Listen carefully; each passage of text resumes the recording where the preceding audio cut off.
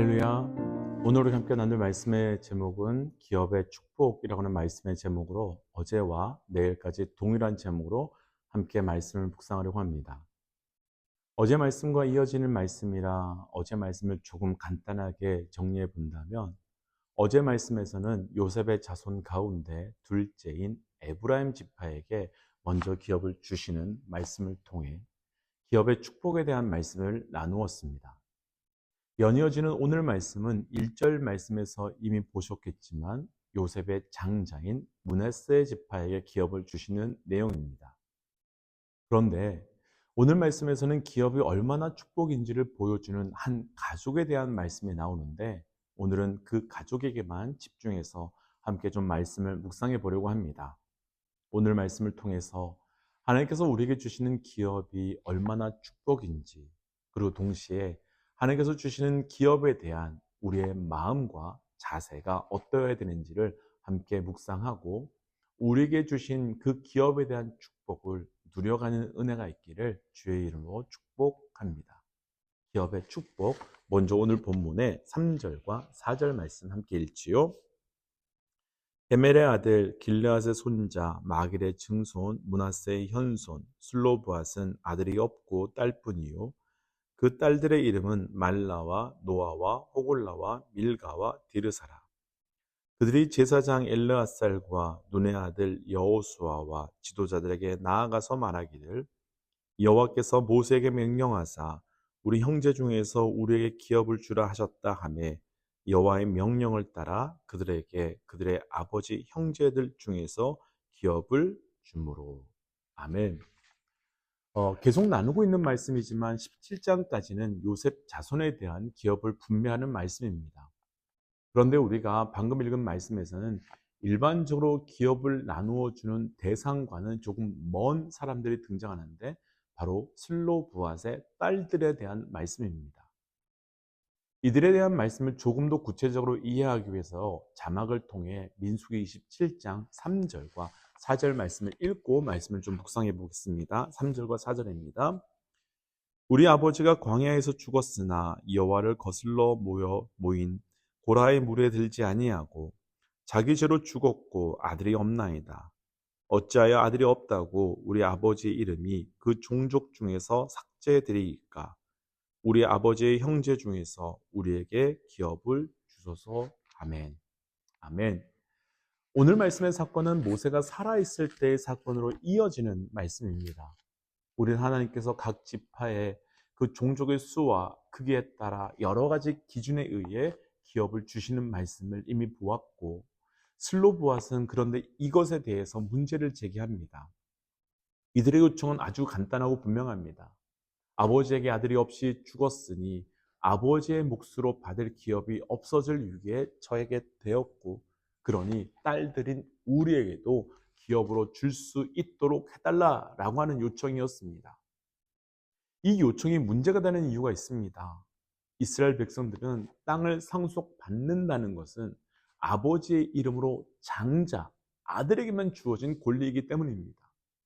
따라서 슬로보앗의 경우처럼 아들이 없고 그리고 그냥 죽으면 딸들만 남을 경우 슬로보앗의 딸들의 마들처럼 기업이 사촌들에 의하여 사라질 수도 있습니다. 전통적인 것은 딸들에게는 기업이 주어지지 않고 대신 결혼할 때 아버지가 결혼 지참금을 주어서 기업을 대신하게 되는데, 이때는 주로 돈이나 의복, 보석 등이 제공됐고 부유한 경우에는 종, 그리고 극히 일부 땅을 주는 경우가 있었습니다. 그래서 결혼 지참금을 받은 딸은 결혼한 집안의 남편을 통해 기업을 받게 되는 것이 당시 당연하게 받아들여졌는데, 슬로보앗의 딸들의 이 문제 제기는 이스라엘 역사상 처음 있었던 겁니다. 먼저 여기까지만 말씀을 나누고 한 가지 질문으로 이 말씀을 풀어가 보고 싶습니다. 우리 믿음의 동역자들께서는 슬로보앗의 딸들이 왜 이 문제를 제기한 것처럼 보이시는지요? 이 딸들이 우리에게도 하나님의 기업을 달라고 요청하는 그 이유가 무엇 때문이라 생각되시는지요? 지금 슬로보앗의 딸들이 제기한 이 문제를 우리가 온전히 잘 풀어가기 위해서는 사실 이 질문에 대한 대답, 곧 왜 슬로보앗의 딸들이 이 문제를 제기했는가, 이 원인을 잘 풀어가야 됩니다. 다른 사람들도 땅을 받았으니 우리에게 땅을 달라고 요청하는 슬로보아스의 딸들의 요청이 단순히 땅의 원리로만 본다면 슬로보아스의 딸들의 욕심 때문에 전통과 진리를 깨트리는 사람들처럼 보입니다. 하지만 슬로보아스의 딸들은 땅에 대한 욕심 때문에 이 문제를 제기한 것이 아닙니다. 조금 전에 읽었던 민수기 27장 4절 말씀처럼 아버지의 기업이 없어지게 되면 종족에서 아버지의 이름이 사라지게 될 것을 두려워하고 있는 겁니다. 그러니까 우리들의 욕심 때문이 아니라 내 아버지, 우리 가정이 하나님의 기업, 곧 하나님의 약속, 하나님의 은혜를 받지 못하면 어느 순간 누군가에 의해 우리가 하나님의 백성, 하나님의 사람이 아니라는 말과 아니라고 하는 판단을 들을 수 있기에 두려워하고 있는 겁니다. 그러니까 얼핏 보면 슬로보아스의 딸들이 재산을 노리고 땅을 달라고 하는 것처럼 보일 수 있지만 전혀 그런 것이 아닙니다.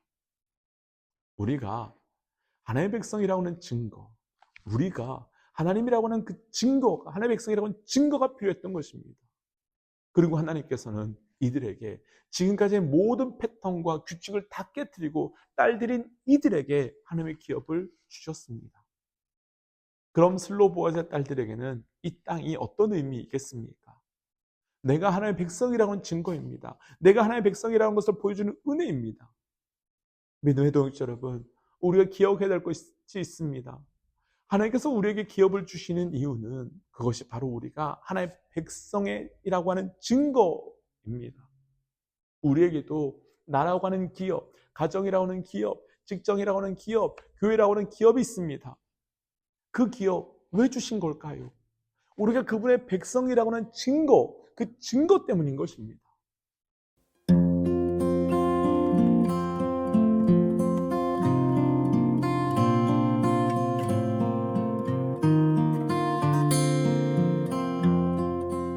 그런데 이 딸들에게 땅을 준다는 것은 지금까지 흘러왔던 모든 패턴, 규칙을 다 깨트리는 것으로 어떻게 보면 마음이 불편합니다.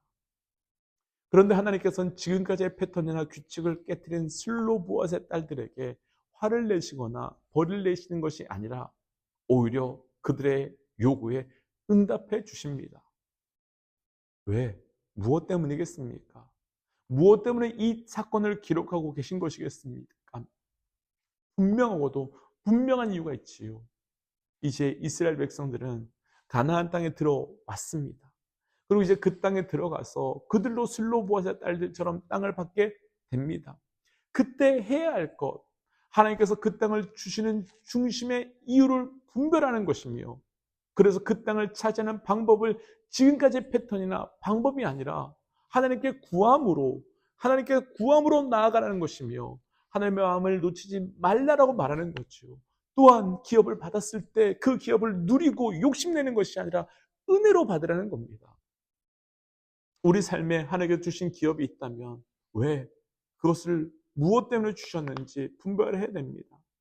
그래야 우리 삶에 주신 기업이 축복의 통로가 될 수 있지, 잘못하면 그 기업이 우리의 자랑이 되고 나의 능력으로 남아서 남들이 받지 못한 그 기업을 자랑하며 살아갈 수 있기 때문입니다. 믿음의 동역자 여러분, 하나님께서 우리에게 기업을 주신 이유를 잘 분별하십시오. 그리고 그 기업을 누리기 위하여 받는 것이 아니라 하나님의 백성의 증거로 그 기업을 받으십시오. 함께 기도하겠습니다. 하나님께서 우리에게 주신 그 모든 기업을 주신 이유를 분명히 알아가는 자 되기 원합니다. 그 기업을 누리기 이전에 그 은혜를 기억하게 하시고 그 은혜를 기억함으로 살아가는 우리의 삶이 될 수 있도록 동행하여 주옵소서. 이 모든 말씀 예수님 이름으로 기도하였습니다. 아멘. 믿음의 동역자 여러분, 하나님께서 우리에게 그 기업을 주신 이유는 내가 하나님의 백성이라고는 약속이며 증거입니다. 그것을 기억하셔야 합니다. 함께 선포하고 삶의 자리로 또 기도의 자리로 나아가지요. 함께 선포하겠습니다. 하나님은 살아계십니다. 아멘. 승리하십시오.